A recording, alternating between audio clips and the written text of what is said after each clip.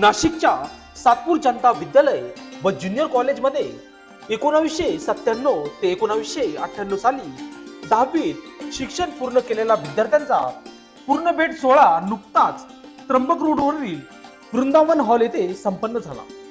ज्या शाळेत शिक्षण घेतले त्या शाळेतील शिक्षकांप्रती अभिमान आणि कृतज्ञतापूर्वक आदर व्यक्त करण्यासोबतच आज वेगवेगळ्या क्षेत्रात नवनवीन शिताचे पार करणाऱ्या मित्रांची तब्बल 27 वर्षांनी झालेली पूर्ण भेट त्याच्या शाळेच्या आठवणींना उजाळा देणारी ठरली आहे।